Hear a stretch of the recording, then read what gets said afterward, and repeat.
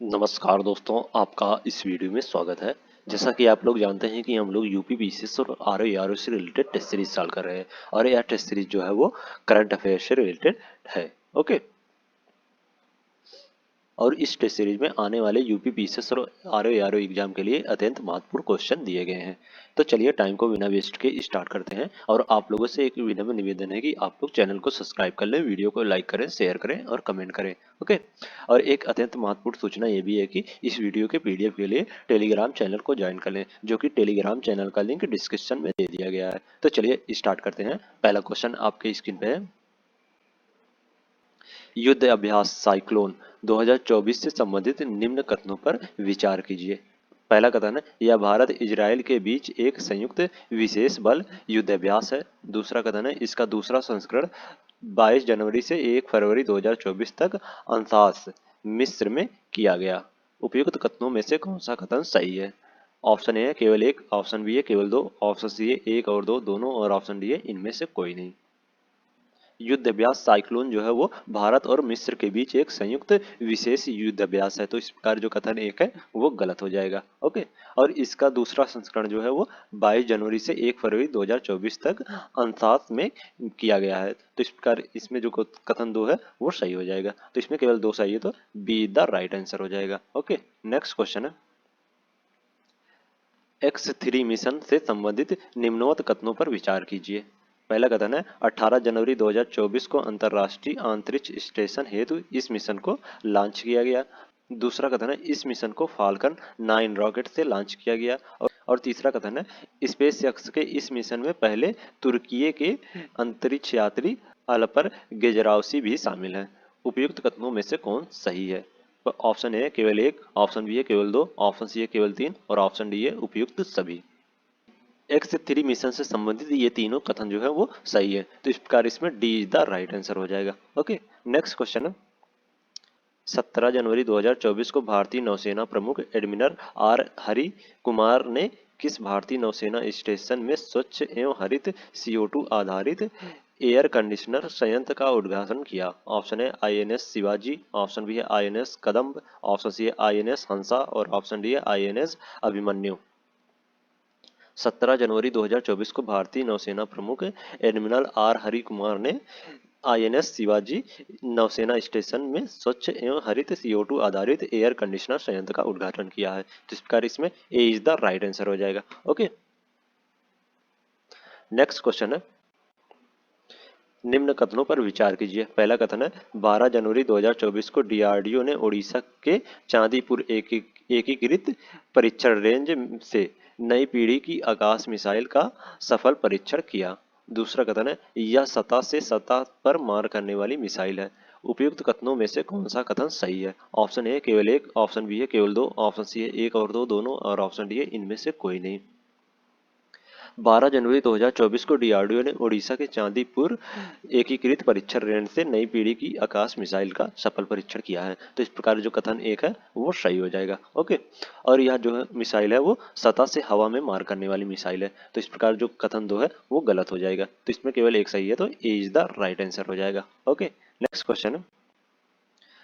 निम्न कथनों पर विचार कीजिए। पहला कथन है, 6 जनवरी 2024 को देश का पहला सूर्य मिशन आदित्य L1 सफलतापूर्वक लैंग्वेज पॉइंट 1 पर पहुंचा। और दूसरा कथन है, इसके साथ ही भारत अमेरिका और चीन के बाद सौर मिशन भेजने वाला विश्व का तीसरा देश बन गया। उपयुक्त कथनों में से कौन सा कथन सही है? ऑप्शन ए केवल एक, ऑप्शन बी केवल दो, ऑप्शन सी है एक और दो दोनों, और ऑप्शन डी इनमें से कोई नहीं। 6 जनवरी 2024 को देश का पहला सूर्य मिशन आदित्य L1 सफलतापूर्वक लैंग्वेज पॉइंट 1 पर पहुंच गया है। तो इस प्रकार जो कथन एक है वो सही हो जाएगा।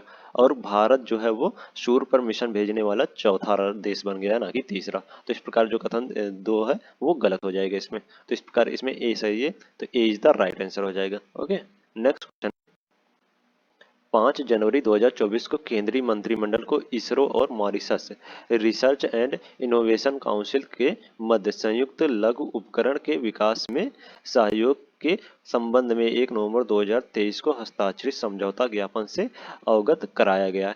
इस संयुक्त उपग्रह को तैयार करने की अनुमानित लागत कितनी है जिसे भारत सरकार वहन करेगी? ऑप्शन ए है 20 करोड़ रुपए, ऑप्शन बी है 25 करोड़ रुपए, ऑप्शन सी है 30 करोड़ रुपए और ऑप्शन डी है 35 करोड़ रुपए।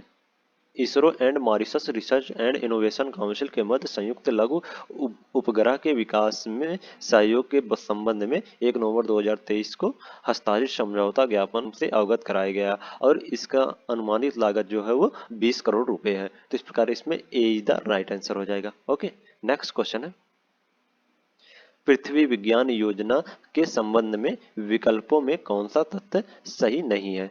ऑप्शन है 5 जनवरी 2024 को केंद्रीय मंत्रिमंडल ने विज्ञान पृथ्वी मंत्रालय की व्यापक योजना पृथ्वी विज्ञान को मंजूरी प्रदान की। ऑप्शन बी है इस योजना की क्रियान्वयन अवधि वर्ष 2021 से 2026 तक है। ऑप्शन सी है योजना की कुल लागत 4,797 करोड़ रुपए है और ऑप्शन डी है इस योजना में वर्तमान में संचालित की जा रही 3 उप योजनाएं शामिल हैं।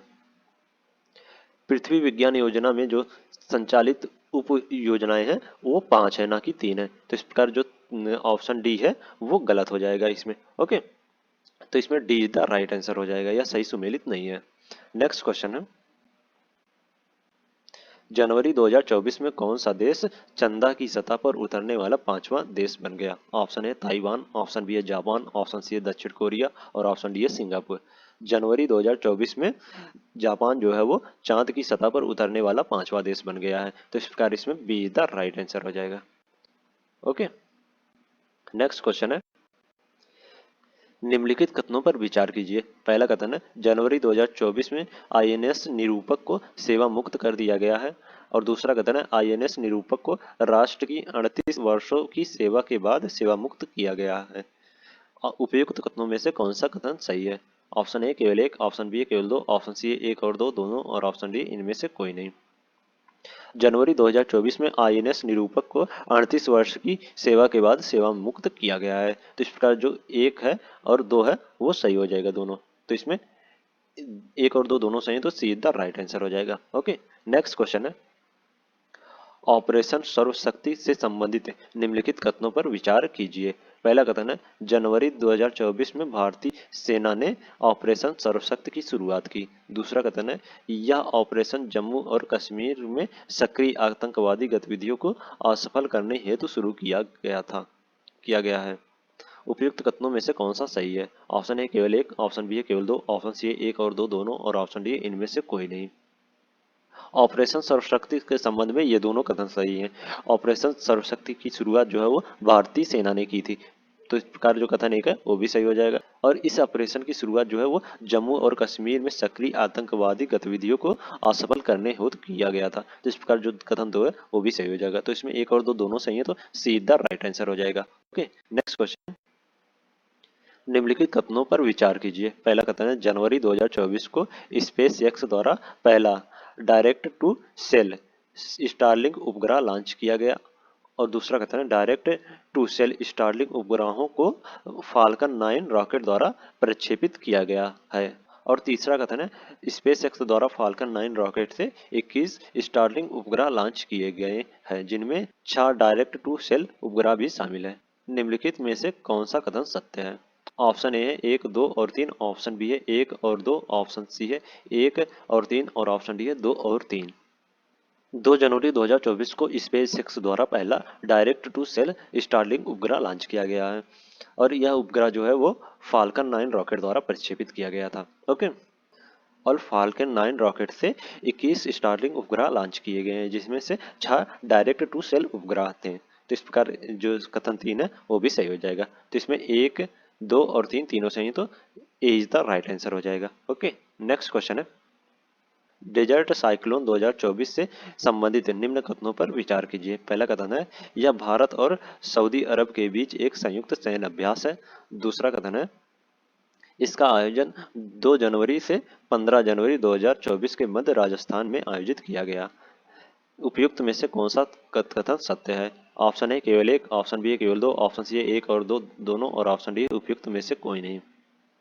डेजर्ट साइक्लोन जो है वो भारत और संयुक्त अरब अमीरात के बीच एक संयुक्त सैन्य अभ्यास है, ना कि सऊदी अरबिया के बीच। तो इस प्रकार जो कथन एक है वो गलत हो जाएगा। ओके, और इसकी शुरुआत जो है वो 2 से 15 जनवरी 2024 के मध्य राजस्थान में आयोजित किया गया है। तो इस प्रकार जो कथन 2 है वो सही हो जाएगा इसमें। तो इसमें केवल 2 सही है, तो B is the right answer हो जाएगा। ओके, नेक्स्ट क्वेश्चन है, निम्न कथनों पर विचार कीजिए। पहला कथन है, 1 जनवरी 2024 को इसरो ने देश के पहले एक्स-रे पोलरीमीटर सैटेलाइट को लॉन्च किया। और दूसरा कथन है, इसे ध्रुवीय उपग्रह प्रक्षेपण यान C-52 से लॉन्च किया गया। उपयुक्त कथनों में से कौन सा कथन सत्य है? ऑप्शन ए है केवल एक, ऑप्शन बी है केवल दो, ऑप्शन सी है एक और दो दोनों, और ऑप्शन डी है इनमें से कोई नहीं। 1 जनवरी 2024 को इसरो ने देश के पहले एक्स-रे पोलरीमीटर सैटेलाइट को लॉन्च किया है। तो इस प्रकार जो कथन एक है वो सही हो जाएगा। और इसका प्रक्षेपण जो है वो ध्रुवीय उपग्रह प्रक्षेपण यान द्वारा किया गया, ना कि ध्रुवीय उपग्रह प्रक्षेपण यान C-52। तो इस प्रकार जो कथन 2 है वो गलत हो जाएगा इसमें। ओके, इसका प्रक्षेपण जो है वो केवल PSLV द्वारा लॉन्च किया गया है। तो इसमें केवल एक सही है, तो ए इज द राइट आंसर हो जाएगा। ओके, नेक्स्ट क्वेश्चन है, निम्नलिखित कथनों पर विचार कीजिए। पहला कथन है, 3 से 5 जनवरी 2024 के मध्य 109वां भारतीय विज्ञान Congress lovely professional university Punjab में आयोजित किया गया। दूसरा कथन है, महिला सशक्तिकरण के साथ सतत विकास इसका केंद्रीय विषय रहा। उपयुक्त कथनों में से कौन सा कथन सही है? ऑप्शन ए केवल एक, ऑप्शन बी है केवल दो, ऑप्शन सी है एक और दो दोनों, और ऑप्शन डी है इनमें से कोई नहीं। 3 से 5 जनवरी 2024 के मध्य 109वां भारतीय विज्ञान Congress lovely professional university Punjab में आयोजित किया गया है। तो इस प्रकार जो कथन एक है वो सही हो जाएगा इसमें। ओके, और इसका केंद्रीय विषय जो है वो सतत भविष्य के लिए विज्ञान और प्रौद्योगिकी पर वैश्विक प्रक्षेपण है, ना कि महिला सशक्तिकरण के साथ सतत सतत विकास है। तो इस प्रकार जो कथन 2 है वो गलत हो जाएगा इसमें। ओके, तो इसमें केवल एक सही है, तो ए इज द राइट आंसर हो जाएगा। महिला सशक्तिकरण के साथ सतत विकास जो है वो 108वां भारतीय विज्ञान कांग्रेस का केंद्रीय विषय है। तो इस प्रकार इसमें जो दूसरा कथन है वो गलत हो जाएगा इसमें। तो इसमें केवल एक सही है, तो ए इज द राइट आंसर हो जाएगा। ओके, नेक्स्ट क्वेश्चन है, 28 जनवरी 2024 को कौन भूटान के नए प्रधानमंत्री बने? ऑप्शन है लॉटे शेरिंग, ऑप्शन बी है तोशेरिंग तोबागे, ऑप्शन सी है शेरिंग वांगचू, और ऑप्शन डी है इनमें से कोई नहीं। 28 जनवरी 2024 को तोशेरिंग तोबागे भूटान के नए प्रधानमंत्री बने हैं। तो इस प्रकार इसमें B is the right answer हो जाएगा। ओके, नेक्स्ट क्वेश्चन है, 27 जनवरी 2024 को डॉक्टर नित्या आनंद का निधन हुआ। वह थे, option A medicinal chemist, option B है कार्डियोलॉजिस्ट, ऑप्शन सी है ऑन्कोलॉजिस्ट, और ऑप्शन डी है इनमें से कोई नहीं। 27 जनवरी 2024 को डॉक्टर नित्या आनंद का निधन हुआ था। वे मेडिसिनल केमिस्ट थे। तो इस प्रकार इसमें ए इज द राइट आंसर हो जाएगा। ओके, नेक्स्ट क्वेश्चन है, जनवरी 2024 में अजाली ओसोमनी किस देश के राष्ट्रपति चुने गए? ऑप्शन है बोलीविया, ऑप्शन बी है गुआना, ऑप्शन सी है चिली, और ऑप्शन डी है कोमोरोस।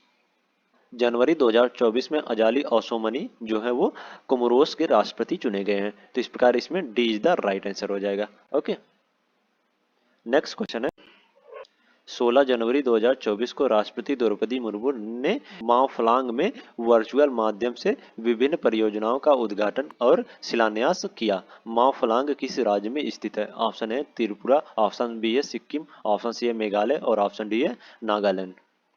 माओफ्लांग जो है वो मेघालय राज्य में स्थित है। तो इस प्रकार इसमें सीधा राइट आंसर हो जाएगा। ओके, नेक्स्ट क्वेश्चन है, 31 जनवरी 2024 को कौन मलेशिया के 17वें राजा बने? ऑप्शन है सुल्तान नाजरीन, ऑप्शन बी है सुल्तान इब्राहिम इस्कंदर, और ऑप्शन सी है सुल्तान अहमद शाह, और ऑप्शन डी है इनमें से कोई नहीं। 31 जनवरी 2024 को सुल्तान इब्राहिम इस्कंदर जो है वो मलेशिया के 17वें राजा बने हैं। तो इस प्रकार इसमें बी द राइट आंसर हो जाएगा। ओके, नेक्स्ट क्वेश्चन है, 29 जनवरी 2024 को केंद्र सरकार ने किसे भारतीय दूरसंचार विनियामक प्राधिकरण का नया अध्यक्ष नियुक्त किया? ऑप्शन है अनिल कुमार लाहोटी, ऑप्शन बी है doctor PD Vaghela, option C है आर.एस. शर्मा, और ऑप्शन डी है राजीव अग्रवाल। केंद्र सरकार ने अनिल कुमार लाहोटी को भारतीय दूरसंचार विनियामक प्राधिकरण का नया अध्यक्ष नियुक्त किया है। तो इस प्रकार इसमें ए इज द राइट आंसर हो जाएगा। ओके, नेक्स्ट क्वेश्चन है,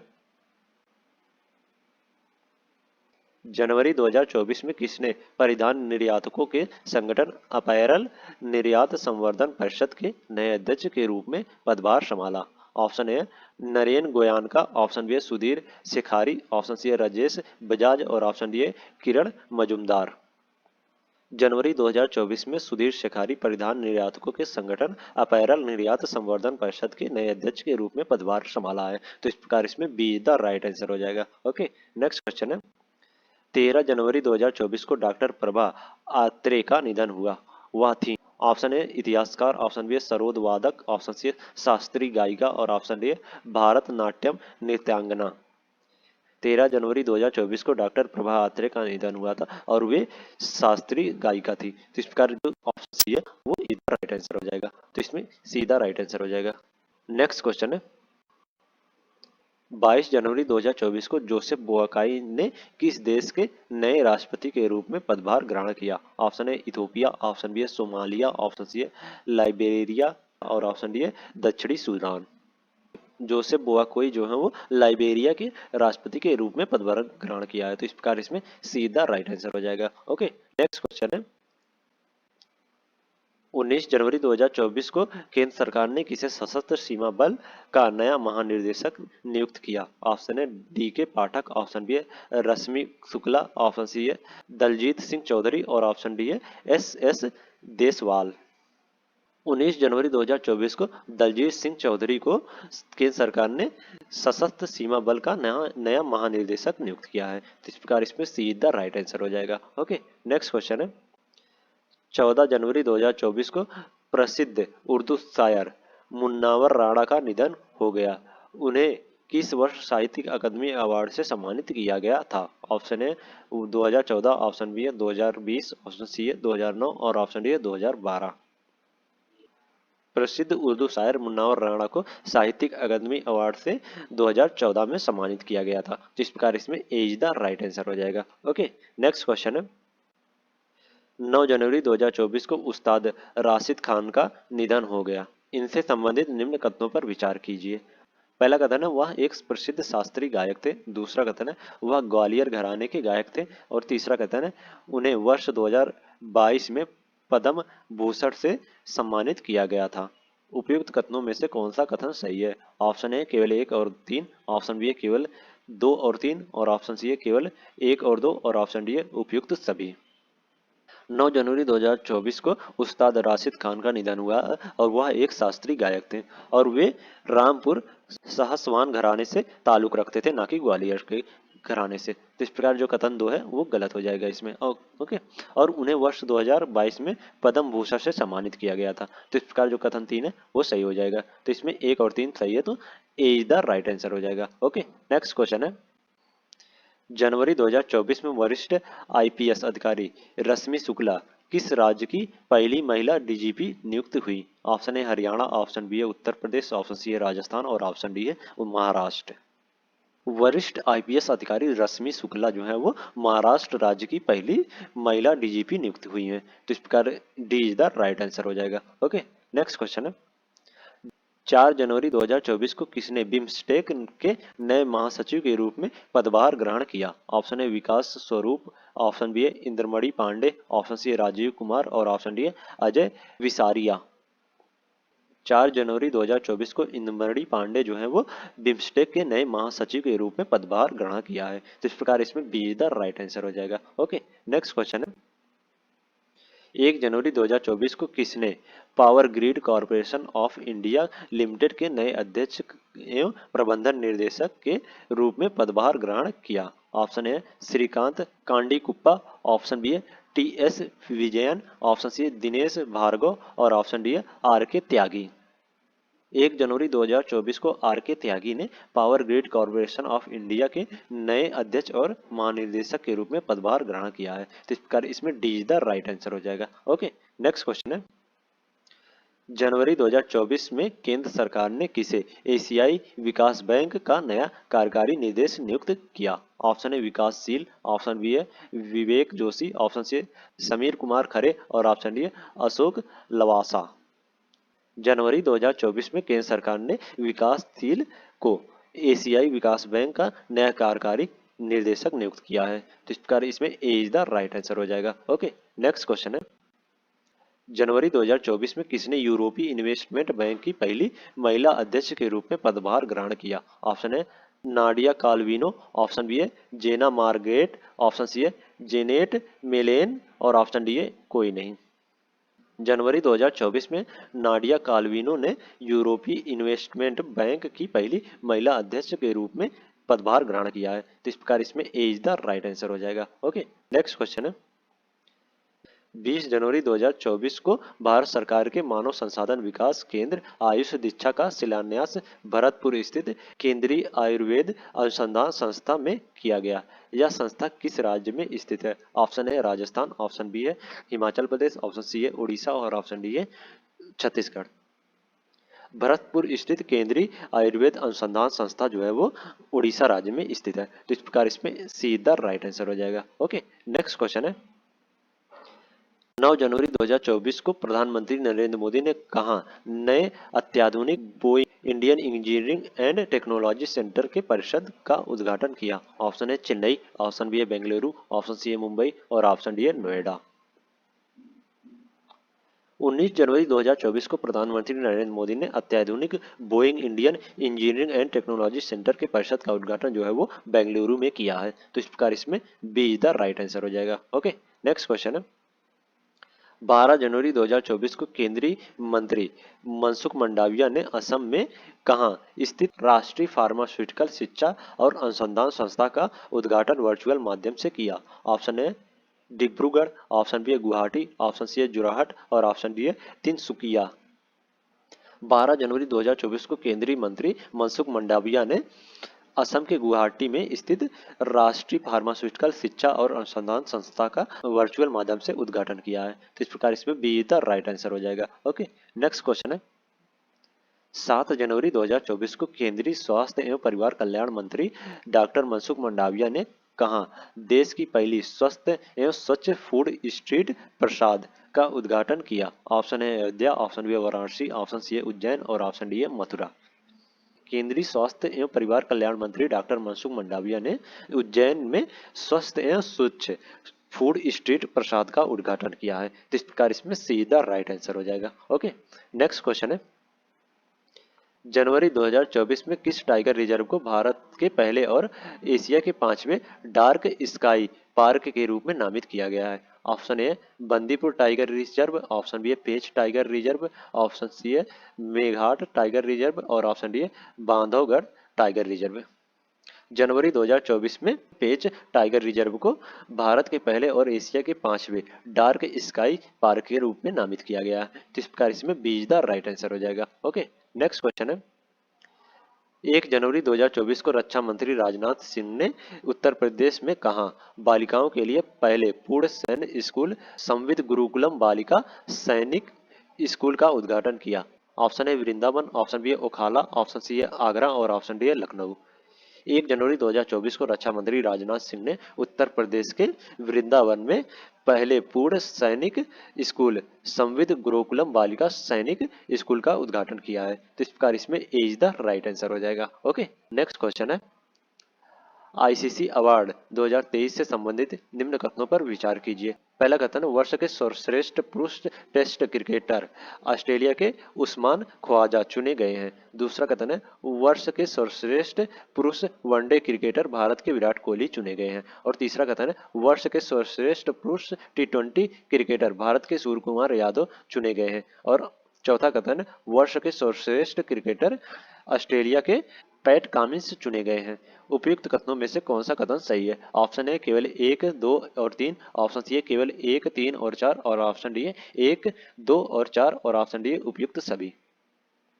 आईसीसी अवार्ड 2023 से संबंधित ये चारों जो कथन है वो सही है। ओके, तो इस प्रकार इसमें उपयुक्त सही सही हो जाएगा। तो इसमें D is the right answer हो जाएगा। ओके, नेक्स्ट क्वेश्चन है जनवरी 2024 में किसे प्रतिष्ठित एमएस स्वामीनाथन अवार्ड 2023 प्रदान किया गया? Option A professor B R Kamboj, option B doctor Soumya Swaminathan, option C professor Ratanlal और option D doctor Ravi Kannan.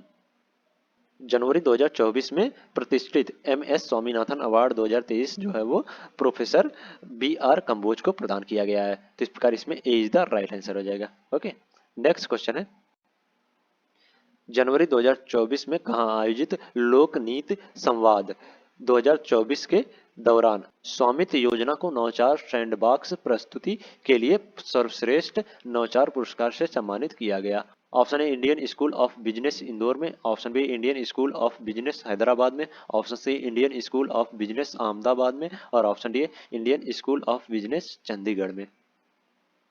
जनवरी 2024 में Indian School of Business Hyderabad में लोक नीति संवाद 2024 के दौरान स्वामित्व योजना को नवाचार सैंडबॉक्स प्रस्तुति के लिए सर्वश्रेष्ठ नवाचार पुरस्कार से सम्मानित किया गया है। तो इस प्रकार इसमें B is the right answer हो जाएगा। ओके, नेक्स्ट क्वेश्चन है, सामान्य वर्ग में रानी लक्ष्मीबाई पुरस्कार 2022-23 किसे प्रदान किया गया? Option A Kiran Baliyan, option B Simran, option C Zainab Khatoon और ऑप्शन डी पूनम यादव। सामान्य वर्ग में रानी लक्ष्मीबाई पुरस्कार 2022-23 किरण बालियान को प्रदान किया गया है। तो इस प्रकार इसमें ए इज द राइट आंसर हो जाएगा। ओके, नेक्स्ट क्वेश्चन है, 30 जनवरी 2024 को गणतंत्रता दिवस परेड 2024 के सर्वश्रेष्ठ मार्चिंग दस्तों और झांकियों का पुरस्कार 2024 प्रदान किया गया। इसमें किस राज्य या केंद्र शासित प्रदेश की झांकी को प्रथम पुरस्कार प्रदान किया गया? Option A Uttar Pradesh, option B है उड़ीसा, ऑप्शन सी है महाराष्ट्र और ऑप्शन डी है पश्चिम बंगाल। सर्वश्रेष्ठ मार्चिंग दस्तों और झांकियों का पुरस्कार 2024 जो है वो उड़ीसा राज्य को प्रदान किया गया है। तो इस प्रकार इसमें B is the right answer हो जाएगा। ओके, नेक्स्ट क्वेश्चन है, 28 जनवरी 2024 को 69वां फिल्म फेयर अवार्ड 2024 प्रदान किया गया। इससे संबंधित निम्न कथनों पर विचार कीजिए। पहला कथन है, इसमें फिल्म 12 फेल को सर्वश्रेष्ठ फिल्म अवार्ड प्रदान किया गया और दूसरा कथन है, इसमें विधु विनोद चोपड़ा को सर्वश्रेष्ठ निर्देशक का पुरस्कार प्रदान किया गया। उपयुक्त कथनों में से कौन सा कथन सही है? ऑप्शन ए केवल एक, ऑप्शन बी केवल दो, ऑप्शन सी एक और दो दोनों और ऑप्शन डी इनमें से कोई नहीं। 69वां फिल्म फेयर अवार्ड 2024 के संबंध में ये दोनों जो कथन है वो सही है। इसमें 12 फेल को सर्वश्रेष्ठ फिल्म अवार्ड प्रदान किया गया है और वधु विनोद चोपड़ा को सर्वश्रेष्ठ निर्देशक पुरस्कार प्रदान किया गया है। ओके, तो इसमें एक और दो दोनों सही है, तो सीधा राइट आंसर हो जाएगा। नेक्स्ट क्वेश्चन है, 26 जनवरी 2024 को किसे संत कबीर अकादमी लखनऊ का संत कबीर अकादमी सम्मान प्रदान किया गया? Option A doctor Ishwar Chandra Gupta, option B है doctor Sharan Das Shastri, option C है डॉक्टर उमाशंकर व्यास और ऑप्शन डी है डॉक्टर सुनील विश्वकर्मा। 26 जनवरी 2024 को डॉक्टर शरणदास शास्त्री को लखनऊ का संत कबीर अकादमी सम्मान प्रदान किया गया है। तो इस प्रकार इसमें बी द राइट आंसर हो जाएगा। ओके, नेक्स्ट क्वेश्चन है, 25 जनवरी 2024 को केंद्र सरकार द्वारा पद्म पुरस्कारों की घोषणा की गई। इससे संबंधित निम्न कथनों पर विचार कीजिए। पहला कथन है, इस वर्ष 5 व्यक्तियों को पद्म विभूषण से सम्मानित किए जाने की घोषणा की गई है। दूसरा कथन है, सामाजिक कार्यकर्ताओं बिंदेश्वर पाठक को मरणोपरांत पद्म विभूषण से सम्मानित किया गया। और तीसरा कथन है, इस वर्ष पुरस्कार विजेताओं में 30 महिलाएं शामिल हैं। उपयुक्त कथनों में से कौन सा कथन सही है? ऑप्शन ए केवल एक और तीन, ऑप्शन बी केवल दो और तीन, ऑप्शन सी है केवल एक और दो और ऑप्शन डी उपयुक्त सभी। 25 जनवरी 2024 को केंद्र सरकार द्वारा पद्म पुरस्कार की घोषणा की गई है और इसमें 5 व्यक्ति को पद्म विभूषण से सम्मानित किए जाने की घोषणा है और इस पुरस्कार विजेता में 30 महिलाएं शामिल हैं। तो इस प्रकार जो कथन एक है वो सही हो जाएगा और कथन तीन जो है वो सही हो जाएगा। तो इसमें एक और तीन सही है, तो ए इज द राइट आंसर हो जाएगा। ओके, और कथन जो दो है वो सही नहीं है। सामाजिक कार्यकर्ता बिंदेश्वर पाठक को मरणोपरांत पद्म विभूषण से सम्मानित नहीं किया गया है। ओके, तो इस प्रकार इसमें ए इज द राइट आंसर हो जाएगा। नेक्स्ट क्वेश्चन है, सुभाष चंद्र बोस आपदा प्रबंधन पुरस्कार 2024 से संबंधित निम्न कथनों पर विचार कीजिए। पहला कथन है, 23 जनवरी 2024 को इस पुरस्कार की संस्थागत श्रेणी के लिए 60 parachute field hospital Uttar Pradesh को चुना गया। दूसरा कथन है, इस पुरस्कार की शुरुआत वर्ष 2019 में हुई थी। उपयुक्त में से कौन सा सही है? ऑप्शन ए केवल एक, ऑप्शन बी केवल दो, ऑप्शन सी एक और दो दोनों और ऑप्शन डी इनमें से कोई नहीं। सुभाष चंद्र बोस आपदा प्रबंधन पुरस्कार 23 जनवरी 2024 को इस पुरस्कार की संस्थागत श्रेणी के लिए 60 parachute field hospital Uttar Pradesh को चुना गया है। तो इस प्रकार जो कथन एक है वो सही हो जाएगा इसमें। ओके, और इस पुरस्कार की शुरुआत जो है वो वर्ष 2019 में हुई थी। तो इस प्रकार जो कथन दो है वो भी सही हो जाएगा इसमें। तो इसमें एक और दो दोनों सही है, तो सी द राइट आंसर हो जाएगा। ओके, नेक्स्ट क्वेश्चन है, 23 जनवरी 2024 को भारतीय क्रिकेट कंट्रोल बोर्ड द्वारा घोषित बीसीसीआई वार्षिक पुरस्कार 2019-20 20-21, 21-22 और 22-23 के संबंध में विकल्प में कौन सा तथ्य सही नहीं है? ऑप्शन ए, वर्ष 2022-23 में सर्वश्रेष्ठ अंतर्राष्ट्रीय पुरुष क्रिकेटर के लिए पाली उमारिगल पुरस्कार शुभन गिल को प्रदान किया गया है। और ऑप्शन बी है, वर्ष 2020-21 और 21-22 में सर्वश्रेष्ठ अंतर्राष्ट्रीय महिला क्रिकेटर स्मृति मंदाना को चुना गया है। ऑप्शन सी है, कर्नल सी के नायडू लाइफ टाइम अचीवमेंट पुरस्कार फारूक इंजीनियर और रवि शास्त्री को प्रदान किया गया है। और ऑप्शन डी है, दिलीप सरदेसाई पुरस्कार टेस्ट क्रिकेट में सर्वाधिक विकेट हेतु वर्ष 2022-23 के लिए जसप्रीत बुमराह को प्रदान किया गया है। दिलीप देसाई पुरस्कार टेस्ट क्रिकेट में सर्वाधिक विकेट हेतु वर्ष 2022-23 के लिए जसप्रीत बुमराह को प्रदान नहीं किया गया है। तो इस प्रकार जो ऑप्शन डी है वो गलत हो जाएगा, तो इसमें D is the right answer हो जाएगा। ओके, नेक्स्ट क्वेश्चन है, प्रधानमंत्री राष्ट्रीय बाल पुरस्कार 2024 से संबंधित निम्न कथनों पर विचार कीजिए। पहला कथन है, 22 जनवरी 2024 को राष्ट्रपति द्रौपदी मुर्मू द्वारा यह पुरस्कार प्रदान किया गया। और दूसरा कथन है, यह पुरस्कार 5 से 18 वर्ष आयु वर्ग के बच्चों को 3 श्रेणियों में प्रदान किया गया। उपयुक्त कथनों में से कौन सा कथन सही नहीं है? ऑप्शन ए केवल एक, ऑप्शन बी केवल दो, ऑप्शन सी है एक और दो दोनों, और ऑप्शन डी इनमें से कोई नहीं। 22 जनवरी 2024 को राष्ट्रपति द्रौपदी मुर्मू द्वारा यह पुरस्कार प्रदान किया जाता है। तो इस प्रकार जो कथन एक है वो सही हो जाएगा इसमें। ओके, और यह पुरस्कार जो है वो 5 से 18 वर्ष की आयु के बच्चों को दिया जाता है, ना कि 3 श्रेणियों में। तो इस प्रकार जो कथन 2 है वो गलत हो जाएगा इसमें। तो इसमें कौन सा कथन सही नहीं है ये पूछा गया, तो दूसरा कथन जो है वो सही नहीं है, तो इसमें बी द राइट आंसर हो जाएगा। ओके, नेक्स्ट क्वेश्चन है, 4 जनवरी 2024 को युवा कार्यक्रम और खेल मंत्रालय ने किस विश्वविद्यालय को नवोदित या युवा प्रतिभा की पहचान एवं पोषण हेतु राष्ट्रीय खेल प्रोत्साहन पुरस्कार 2023 प्रदान करने की घोषणा की? ऑप्शन है, गुरु नानक देव विश्वविद्यालय अमृतसर, ऑप्शन बी है पंजाब विश्वविद्यालय पंजाब, ऑप्शन सी है जैन डिम्ड टू बी विश्वविद्यालय बेंगलुरु, और ऑप्शन डी है कुरुक्षेत्र विश्वविद्यालय हरियाणा। 4 जनवरी 2024 को युवा कार्यक्रम और खेल मंत्रालय ने जैन डिम्ड टू बी विश्वविद्यालय बेंगलुरु को नवोदित या युवा प्रतिभा की पहचान एवं पोषण हेतु राष्ट्रीय खेल प्रोत्साहन पुरस्कार 2023 प्रदान किया गया है। तो इस प्रकार इसमें सीधा राइट आंसर हो जाएगा। ओके, नेक्स्ट क्वेश्चन है, 31 जनवरी 2024 को छत्तीसगढ़ मंत्रिमंडल की बैठक में महतारी वंदन योजना को लागू करने का निर्णय लिया गया। इस योजना के तहत सरकार विवाहित महिलाओं को प्रतिमाह कितनी राशि की आर्थिक सहायता प्रदान करेगी? ऑप्शन है 500 रुपये, ऑप्शन बी है 1000 रुपये, ऑप्शन सी है 1200 रुपये, और ऑप्शन डी है 1500 रुपये। महतारी वंदन योजना के तहत छत्तीसगढ़ सरकार जो है वो विवाहित महिलाओं को प्रतिमाह 1000 रुपये की राशि की आर्थिक सहायता प्रदान करेगी। तो इस प्रकार इसमें B is the right answer हो जाएगा। ओके, तो आज के लिए इतना ही। अगले नेक्स्ट वीडियो में हम लोग next topic wise test series लेके आएंगे। अगर वीडियो अच्छी लगी हो तो वीडियो को लाइक कर दें और इसी प्रकार के वीडियो के लिए चैनल को सब्सक्राइब कर लें। ओके, और इस वीडियो के पीडीएफ के लिए टेलीग्राम चैनल को ज्वाइन कर लें, जो कि टेलीग्राम चैनल का लिंक डिस्क्रिप्शन में दे दिया गया है। Okay, thank you so much.